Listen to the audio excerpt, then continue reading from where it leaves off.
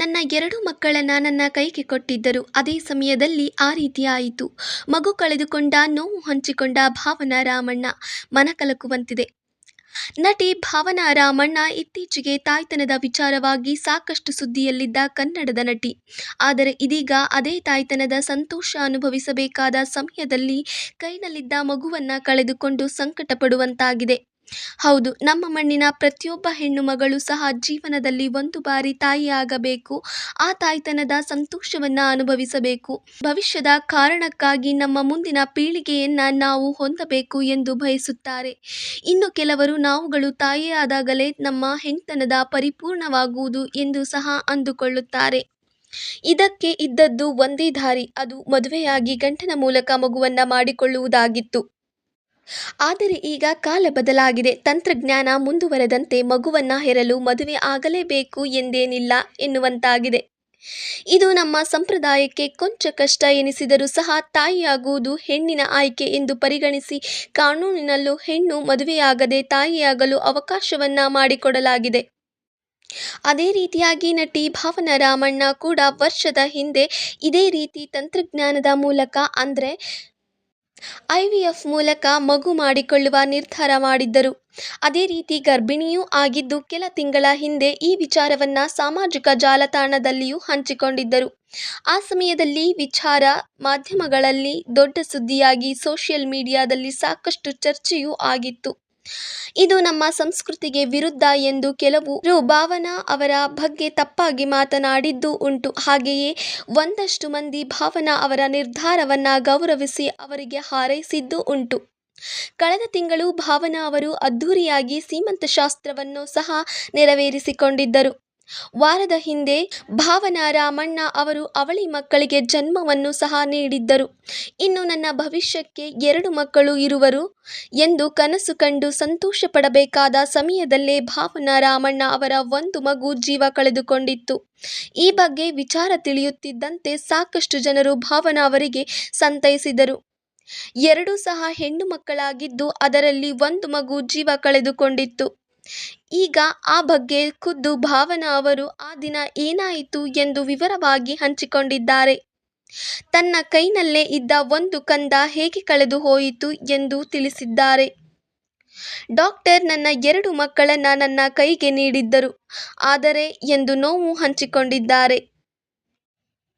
ಹೌದು, ನಟಿ ಭಾವನಾ ರಾಮಣ್ಣ ಅವರು ಈಗ ತಮ್ಮ 40ನೇ ವಯಸ್ಸಿನಲ್ಲಿ ಐವಿಎಫ್ ಮೂಲಕ ಅವಳಿ ಮಕ್ಕಳಿಗೆ ಗರ್ಭವನ್ನ ಧರಿಸಿದರು.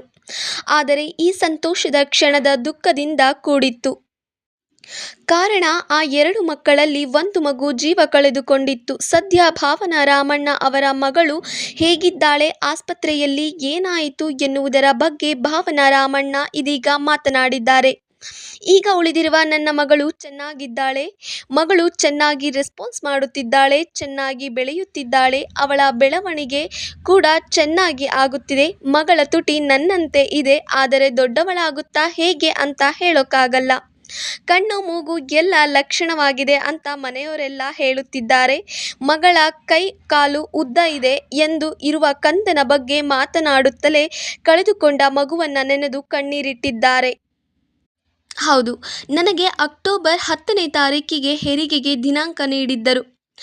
ನಾವು ಸೀಮಂತ ಕಾರ್ಯಕ್ರಮ ಮಾಡಿದ್ದು ಆಗಸ್ಟ್ 1ನೇ ತಾರೀಕಿಗೆ. ನಂತರ ಹೊಟ್ಟೆ ನೋವು ಕಾಣಿಸಿಕೊಳ್ಳುತ್ತಿತ್ತು, ಸರಿಯಾಗಿ ನಡೆಯೋಕೆ ಆಗುತ್ತಿರಲಿಲ್ಲ.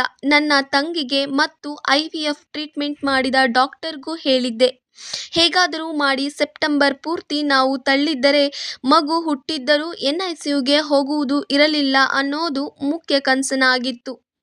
ಆಗಸ್ಟ್ 19ನೇ ತಾರೀಕು ಬೆಳಗ್ಗೆ ನಾವು ಬೇರೆ ಹಾಸ್ಪಿಟಲ್ಗೆ ಹೋದೆವು. ಆಗ ಡಾಕ್ಟರ್, ಭಾವನಾ, ಯಾಕೋ ನಿಮ್ಮ ಸ್ಥಿತಿ ನೋಡಿದ್ರೆ ಸ್ವಲ್ಪ ಭಯ ಆಗುತ್ತೆ, ತಕ್ಷಣ ನೀವು ಅಡ್ಮಿಟ್ ಆದರೆ ಒಳ್ಳೆಯದು ಎಂದರು.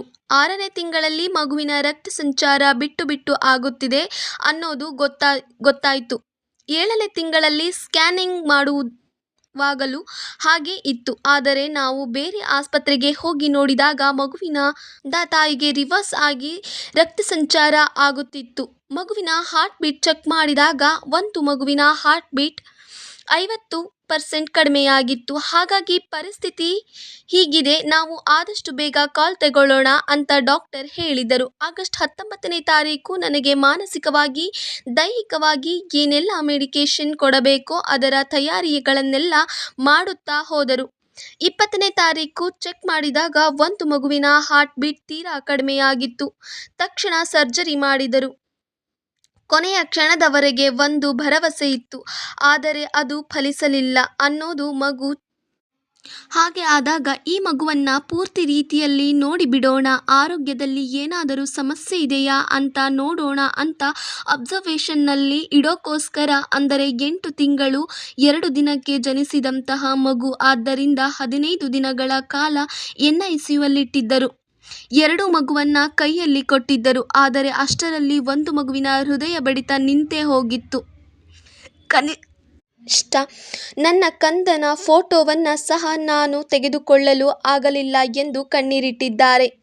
ಅಷ್ಟೇ ಅಲ್ಲದೆ ತಮ್ಮ ತಂದೆಯ ಬಗ್ಗೆಯೂ ಮಾತನಾಡಿ, ನನ್ನ ತಂದೆಗೆ 80 ವರ್ಷ. ಅವರು ನನ್ನ ಜೀವನದ ಎಲ್ಲ ಆಗು ಹೋಗುಗಳ ಜೊತೆಗೆ ಅವರು ಇದ್ದಾರೆ.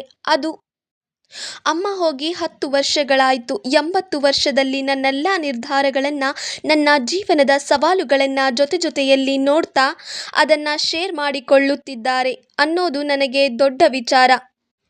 ನಾನು ನನ್ನ ಅನುಭವವನ್ನು ಹೆಚ್ಚಾಗಿ ತೋರಿಸಿಕೊಂಡರೆ ಅವರಿಗೆ ಶಕ್ತಿ ಇರಬೇಕಲ್ಲ ಅದನ್ನು ತಗೊಳ್ಳೋದಕ್ಕೆ.